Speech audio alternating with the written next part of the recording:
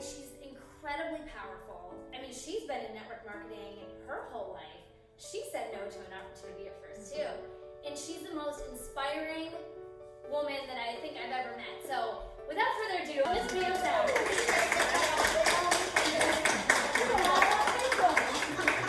All right, so how many of you have been with us just a few days?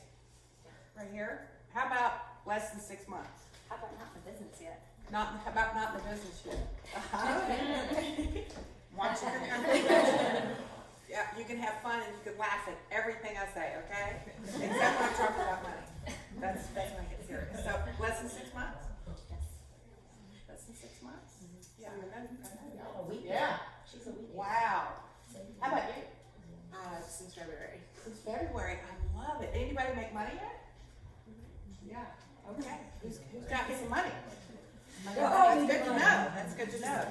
You know, I've been in the industry 25 years. I started in 94, actually joined in 94 and didn't do anything for 6 months. Anybody feel like they've been there? Like, didn't do anything, just stopped. I never started. You talk about start, there was no start. I didn't even tell anybody that I had joined for 6 months. Just living in such a state of fear. I was paralyzed with fear of what will people think? What will my dad think? What will my neighbors think? What will my best friends think? I can't ask. And Kay knows this. I have a very hard time asking people to help. Anybody else like that? I mean, it's hard for me because I'm very fiercely independent, and so to ask somebody to be my customer was just not normal. Now I could walk and knock on anybody's door and say, "Look, I've got a computer here. You will want this," because I thought I'm offering them something that will benefit them. I sold IBM computers when they first hit the market. I didn't realize this business is the same thing. I'm offering you a gift. It's up to you if you want to open it. And I realized that later on. It took me a while to understand that I've got a product that will change your life. I've got an opportunity that will change your life. But it took a chance meeting, just like sitting down with Mike and Brandy. I had the opportunity to sit down and have a dinner with the top money earner in my first company before finding this product. And at the time, this gentleman, when I first met him, it was brief, very brief. He actually called me out on why I had gotten started, and he was the catalyst to move me to start. So I started my business the very next day after meeting him for the first time. At that time, that night, he was making $200,000 a month. Now, he was my age, he had 2 kids just like me, and he was a former teacher. Relatable, right? The next time I meet him is very close to our home when we were living in Virginia, and he had just missed his goal. His goal for that month was $500,000. It was like $476,000, and I said, I just somehow don't feel sorry for you. It's just not something that bothered me right now. I mean, my jaw dropped. Here he is, we're in a private room, we're having a conversation because my sponsor knew him, got to know him really well. My sponsor had brought him to that meeting to talk in front of about 1,000 people. The next time that I met him, I had the opportunity to go to dinner. And wow, you talk about powerful. So I was sitting directly across from him, and there's about a table of 20 people. First thing he did is he asked the waitress for lemons. I like lemons in my tea. And she said, okay, so she brought him like 2. He said, no, you don't understand. He pulls a 20 out and gives her a 20. I like lemons. Now the next thing, here comes a bowl of lemons. So I saw the power of money on the spot right there. He wasn't afraid to give it away.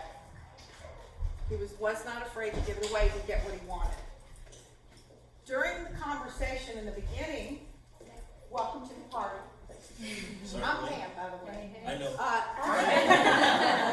During the conversation in the beginning, she was in a bad place. A bad place. Have you ever been in a place so bad that you're blaming everybody and everything but yourself? Have you? Like you're blaming everybody and the company, the product, her upline, her downline, her team was this, and he listened to this for maybe 30 seconds. She was throwing up on him in a negative way, not physically. He stopped her right then. He said, "Look, you got to leave the table. You got to get out." The whole table went dead silent, and she gasped. And she goes, "What?" He goes, "I cannot allow that in my presence." That's good. That night, his income had just hit 1.5 million that month. That month. So he could not allow that in his presence. And he did not allow that in his presence at 200,000. At almost 500,000, and probably at $20 his first month. Because he made about what I made my first month in that company, which is I made $15.78. So what was the difference between me and him at that point? I would have allowed it. I would have sat there and let her chat about all the misgivings and everything that was going on. I would have even probably reached over and hugged her. So sorry that you have a crappy downline. And your upline is worthless. But I don't know, my product works. I'm not sure why yours doesn't. And that company pays. I'm not sure why you haven't been paid. And watching that taught me everything. Just that pivotal moment in your life when you have that light bulb or aha moment that I like to call them, that I'm like, I will never allow that in my space. And so when we have our conversations, I give you 30 seconds to a minute to rant. Best thing you can ever do with anybody.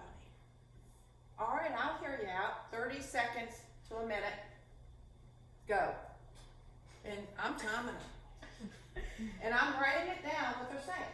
You know, the words that are coming out, because this will tell me everything, where they're at. Then time's up. Okay. Do you know that you said this? No, I did not. Yes, you did. I wrote it down. You said this. This is where you're coming from. This is what you're believing. See, this is what he could pick up very, very quickly. He coached her a little bit later because she ended up staying. Now, she never said another word. She went silent, which was she chose to stay. She chose to go silent. And so what I realized is these were things going on in my mind. What she was saying, I had said too. I had blamed upline. I had blamed downline. I had blamed customer service. I had blamed the company. Oh, it must be the pay plan. Oh, it must be that the product didn't get shipped on time. See, I was doing that as well. And what I learned from him in that split second is those are not problems. That's called business. Yeah. That's called being an entrepreneur. That's called being proactive and not reactive.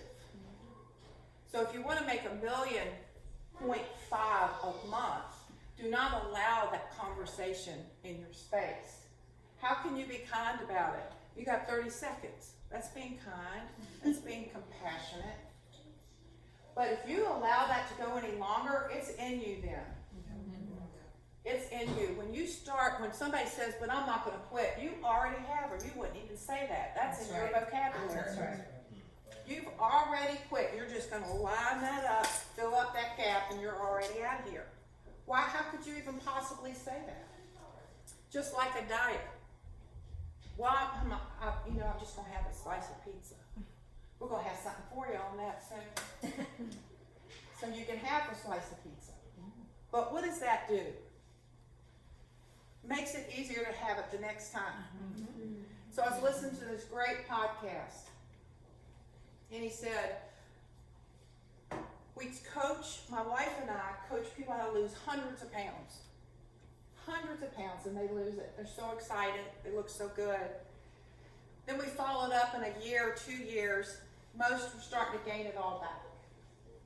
So we started asking questions. We started surveying it. We could take every single person back to one pivotal moment. One moment. One gentleman said, I got gas, and I went into the convenience store, and instead of getting a diet drink, I got a regular drink. That started him gaining weight. One pivotal moment. The next day he added chips. And then the days lead into the weeks, into the months, and then the pounds are just gaining and gaining and gaining. It's the same way with losing. Once you make up your mind, why did I carry this weight around for so long? It's just so simple. See, we're all comfortable in this room, sitting here, high energy, great talks, great inspiration, but as soon as we walk out that door, you're going to get some no's. You're going to get some Snickers, and they're not bars. You're going to have even your own spouse or significant other say things to you that can hurt. They weren't here. They didn't hear this. It's so easy to sit here and be that chatter, and we'll do this. I'm going to that next level. I'm going to make that $1.5 million a month. But you know what it takes to make $1.5 million a month? That moment when you make the decision that you will not allow that in your brain. That you will say, I love you, but I'm going to go get this thing done. I had to talk to my own spouse that way. I love you, but I'm getting this done. This is for us. You don't understand that yet, but one day you will smile. One day, I know you all you see is my wife's working all the time, and there's no money coming in. I know that. Now he's like, does my wife work? Because there's a lot of money coming in. A lot of money. She just seems happy all the time, even when she goes like to meet people like today. But is she working? And he goes, oh, what do you really do? A lot, but it's fun. It's creative. It's exciting. It's exuberant. So, is there $1.5 million in our comp plan per month? Mm-hmm. And why isn't somebody doing it? In that comp plan, you built 3 legs. The prior one. What do we build? 3 legs. 3 legs. In that comp plan, it was a service. Not a product, not a vanity product, not a products that work, not products that actually help your health in so many different ways. Not products that help you look 10, 20, 30 years younger. It was a service that wasn't even sexy or fun to market. And on that service, you got 0.25% on your first level. Some of you are like, what's that mean? Not much. You got it on your second, your third, your fourth, and your fifth. 0.25% of every service sold. That would be like our products. What do we get? 5 or 10, 10, 5, 5, 5, and we can add on 5, right? Isn't that what we get? Mm-hmm. And then don't we have an infinity? 2%? Don't we have generations that can pick it up another 2? So it really could be 12, 12, 7, 7, 7, 4, unlimited. Mm-hmm. Don't we have that? Mm-hmm. Yes, we do. Quarter, quarter, quarter, quarter, quarter, then 1%. Yay! 1%. 7th level, 5. That's it. Nothing else. No generationals, period. We had calves, leadership bonuses, not as lucrative, not as big. 1.5 million. 18 months in a row. So what was the difference between him and somebody making $30,000 a month? Carla, what was the difference? It's 9. What was the difference? Was it the comp plan? Was the comp plan different for that person versus him? Did he get a special deal on the comp plan? No. He did not get a special deal on the comp plan. Does Mike and Brandy, who are now in top 10, give it up for them, in record time, does he have a special deal on the comp plan? No. No. So what's the difference? Belief and desire. Belief and Belief. desire. Decision. Desire. He would sleep in his car if he had to. There was a year where Kay goes, Mom, you were only home 2 weeks this year. You were only home 2 weeks. Now that makes me cry. But I'm telling you, it was worth it when I see my grandson with a dream board yesterday. Yes. He would have never been taught that. Because this industry taught me about dreaming, which she grew up in that environment. Now they are growing up in that environment. That's worth everything. He never has to do this industry. He could be a bicycle rider for the rest of his life. He could be all over that Tour de France, and I'll be right there cheering on. It doesn't matter. Whatever he wants to do, he'll be able to do it. So, show up and decide, I want $1 million a month. Now, here's the work that's going to take that. Here, everybody wants to know how. How is do not let somebody sit beside you saying stuff that you don't want to get in your head. Train your team to do their own work. That's another thing. I'm in his downline. He's got full coating on me, and he never gave me one person. Neither did my sponsor. Thank you. I had to learn how to fish. Therefore, I taught my team the same way. I'm not going to give you anything. I don't care if I don't get my fast start. I want you to be independent. I want you to learn how to build. I want you to be proud of your position when you step on that stage. I want you to know you owned it. I want you to be able to build a duplicatable running machine. I don't want to be responsible for all your customers. I don't want to be responsible for building your diamond business that you don't care anything about, and as soon as you hit it, you're going to take off because you're not going to feel like it was yours. We wonder where they went. They left because they had nothing there. Yeah, they might have gotten some money, but in the end, that's not what we're after. That's not what we're after. What we're after is we want to be proud of ourselves. We want to know we built something. We want to know that that's truly ours, that we stepped into all of our glory and reaped the benefits of that growth. That's what we want. I can step on stage knowing that every step I completed, that every step I took, that no one gave me anything. Anything. So tell your sponsors, stop it. I'm going to do this on my own. I am going to do this on my own. Carla, did anybody ever give you anything? Nothing. Nothing. Not one. Sarah. Ever. No. Never. No. You did it. Ashley, I think you got one person given to you. Two. Where are they now? Not working. Not working. Brittany? No. No customer administrator. Yeah. So why do y'all do it? I'm proud of the work I've done. Yeah. So what do? We're going to put in distributors. Y'all have heard of Marla. Let me tell you a couple things going on with her, and then I'm going to stop because this is so good. I've interviewed her a couple times. She's killing it. She's killing it.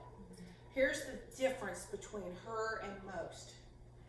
She is having everyone on her team do it. Period. But prior to coming in, she's interviewing them. By the end of the interview, they're begging her to join. In her community, which is Saudi Arabian, she is known as a successful young woman. Every one of her, at the distributors in her organization that I have interviewed say, she is a successful young woman. They're very proud of that. They're very proud of that in their culture. She's had death threats against her because this is not normal. Teach women how to be self-sufficient. She was living in a one-bedroom with water running in it and 3 kids. Well, 2 at the time, the third one being born. That's all changed for her. She understands the power of duplication, but she does not want to be burnt out. And in the beginning, she was doing a lot of the work herself. So she said, I've got to put up a system if I want this to work in my favor. That's why we have the steps to success. In the beginning, we didn't have it, and I had to have a system. I had to have an uncomplicated way to talk to you about the comp plan, because it's complicated. I can give you all the pages, and you'll go, what do I do? You join. You opt in, you get your auto shipment. You gather 4 loyal customers, unlock the comp plan. You help 3 people get started. They go you go Ruby, they go Ruby. You go Ruby, they go Ruby. You do it again. You do it again. You do it again. Because when it hits your 2nd level, your 3rd level, your 5th level, your 20th level. Carla started out, the Duns are on her 17th level. They build strictly through the steps to success. There's your system. And in between all of that, there's some things you can do. Some videos with technology that you can set up to run your people through. And that's what she does. She uses technology. Utilize technology. Create a system so that you only have people pushing play. Go watch this. Go do this. Go get this form. Go print this off. See, I'm not a mass recruiter, but I can move people through the system. Was never a mass recruiter, but I could take someone and move them through the system and get them to duplicate. That's why I love this industry, because I like to play more than I work. Anybody else want that kind of life? In the beginning, you might be home 2 weeks. Okay? I'm not telling you this is easy. It's going to be the hardest work you've ever done in your life. Hard, not in the physical way. What you're doing at work already is the worst, probably. Not in the physical way, in the mental way. Hard and like, I gotta get my butt up off this comfy couch and go to work. The only other thing that I would suggest that you do is get up off the couch and go to work. Get in the homes again. Don't think it's off limits or it doesn't work. You've got to communicate with people. You got to touch them. You got to hug them. You got to eat dinner with them. You got to love on them. You just don't think your team from a distance is going to catch the vision. That Sarah and Josh are still here because of that. Kate is here because of that. Carla is here because of that. Mike is here because of that. Nina is here because of that. If you're losing most of your team, it's because you are not connecting with them.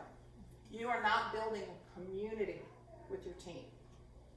It's vitally important that you do that. One thing that I can tell you that I'm really good at is that. Setting down, listening, not complaining, not getting in that with them, drinking a cup of coffee, discussing some things, catching some visions, catching some dreams, and moving forward. So get your system in place, know what you want, duplicate beautifully. Don't let anybody sit beside of you feeding anything into your brain that you do not want to happen into your world, because that's exactly what will happen. Before you know it, you're down a deep rabbit hole and you don't even know how you got there. And you can all relate to this analogy. Have you ever been with somebody that was pissed off at their spouse? Yeah. My mother said, do not ever come home and talk about your husband to me. Do not come home and talk about Dave. Because you're going to get over it, but I'll never forget it. Right? Yeah. Wise woman. So I'd want to go there and say stuff about Dave. You've been married as long as I have, there's a lot of stuff to say. But I've learned not to even say it to myself, because before I know it, I'm looking at him in a different way. That's not the way I want to look at him. Pray over your team. How do you want your team to be? If you're calling out lazy, don't go to work, they're going to hear that. They're going to know that. They're going to feel that. Call out your team the way you want your team to be, and then you show up that way.